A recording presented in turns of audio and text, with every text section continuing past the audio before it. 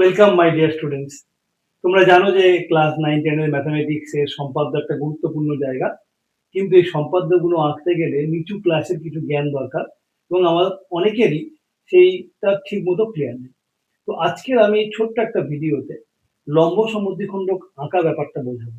একটা অন্যরকম ভাবে বোঝাবো। কেন বলছি? তোমরা আঁকার পদ্ধতি হয়তো অনেকেই জানো। কিন্তু ওটাই যে লম্ব এবং সমদ্বিখণ্ডক সেটা কিন্তু এই ভিডিওতে ক্লিয়ার হবে। তাই যারা নতুন অতি অবশ্যই চ্যানেলটি সাবস্ক্রাইব করো। সায়েন্স সাবজেক্টে কিভাবে নাম্বার বাড়বে চিন্তা করতে হবে না, আমি রয়েছি, আমি হেল্প করব। সেই সঙ্গে সঙ্গে যদি ভালো লাগে লাইক, সাবস্ক্রাইব, শেয়ার এগুলো করতে থাকবে। প্রথমেই যেটা আমরা করব সেটা হলো একটা সরলরেখার লম্ব সমদ্বিখণ্ডক অঙ্কন।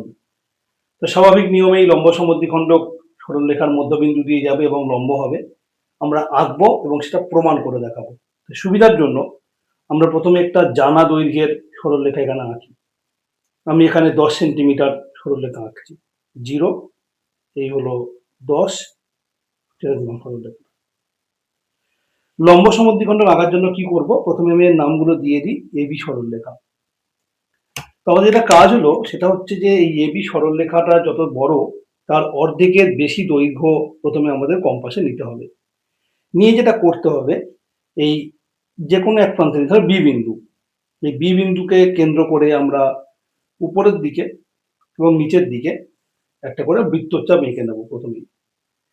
তারপর যেটা করব, ওটাকে বদলাবো না, ওই একই ব্যাসার্ধ রেখে এবারে এ বিন্দুকে কেন্দ্র করে আমরা আবার উপরের দিকে এবং নিচের দিকে দুটো বৃত্তচাপ আঁকবো, যারা কিনা আগের অঙ্কিত চাপগুলোকে ছেদ করবে। এই যে ছেদ বিন্দুগুলো পেয়ে গেলাম, আমরা যদি এখন এখানে সরলরেখাটা টেনে দিই, ছেদ বিন্দুগুলোকে জুড়ে একটা সরলরেখা টেনে দিই, নতুন যে সরলরেখাটা পেলাম ধরো সিডি, তাহলে এই সিডি সরলরেখাটা ও বিন্দুতে এবি সরলরেখাটাকে সমদ্বিখণ্ডিত করেছে এবং লম্বভাবে। দেখো যদি আমি এখানে স্কেল ফেলে দিই তাহলে স্পষ্ট দেখতে পাচ্ছ এ এবং বিতে 10 পড়লে ও বিন্দুটা ঠিক 5 সেন্টিমিটার দাগে পড়েছে। এটা যে লম্ব সেটা বুঝবো কি করে? চলো আমরা চাঁদা দিয়ে দেখতে পারতাম, বাট কম্পাস যখন আছে কম্পাস দিয়ে বোঝার চেষ্টা করি। আমরা ও বিন্দুতে লম্ব আঁকি বা 90 ডিগ্রি কোণ আঁকি। কিভাবে আঁকবো তোমরা আগের ভিডিওতেই দেখেছো।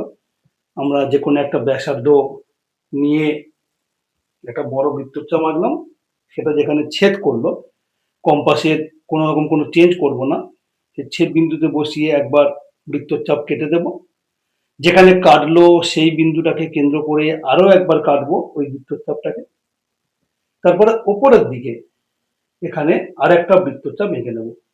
এবারে এই যে বিন্দুটা যেখানে কেটেছিল দ্বিতীয়বারে, তাকে কেন্দ্র করে যখনই আমরা টানছি দেখতেই পাচ্ছ ওই ছেদ বিন্দুটা ঠিক এই সরলরেখার উপরে পড়েছে।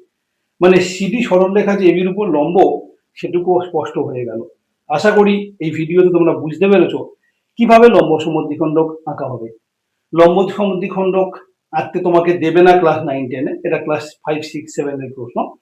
কিন্তু অনেক অনেক সম্পাদ্য আঁকতে গিয়ে তোমাদেরকে কোনো একটা বাহুর লম্ব সমদ্বিখণ্ডক আঁকতে হতে পারে।